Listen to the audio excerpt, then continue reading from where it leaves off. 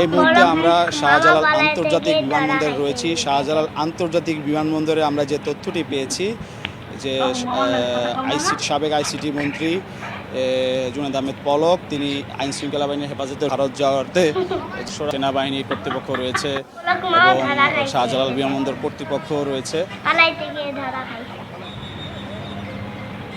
যাতে কোনো প্রকার বৃষ্টি নিশ্চিত করছে, যেহেতু আন্তর্জাতিক ফ্লাইট ওঠানামা করে এই এলাকায়।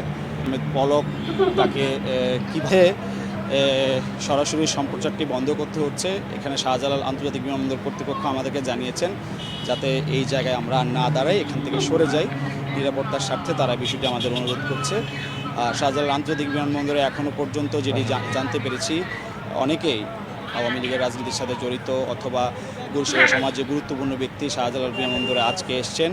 তারা বিভিন্ন দেশে যাওয়ার চেষ্টা করছেন এবং আইন শৃঙ্খলা বাহিনীর সদস্য বা এয়ারপোর্ট কর্তৃপক্ষ বা ইমিগ্রেশন তাদের অনুমতি নিয়ে আসলে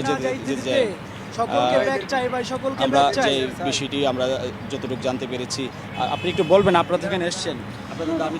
আমাদের দাবি হলো আওয়ামী লীগের যতগুলো এমপি মন্ত্রী কেউ যেন আন্তর্জাতিক বিমানবন্দর দিয়ে চলে যেতে না পারে, সকলকে বিচারের আওতায় আনতে হবে। এটা আমাদের সকলের, বাংলাদেশ সকল নাগরিকের দায়িত্ব, 18 কোটি মানুষের দায়িত্ব। কেউ যেন যেতে না পারে।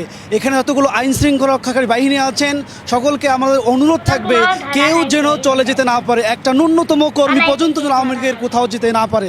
এটা আমাদের দাবি। আমরা যে দেখছি সাধারণ মানুষ যে দাবিটি করছে, আসলে শাহজালাল আন্তর্জাতিক বিমানবন্দরে যারা এখানে দেশ ত্যাগ করার চেষ্টা করছেন তারা যাতে যেতে না পারে এবং আইন শৃঙ্খলা বাহিনীর কাছে সোপর্দ করা হয় এবং বিচারের মুখোমুখি করা হয়, সেই দাবিটি করা হচ্ছে।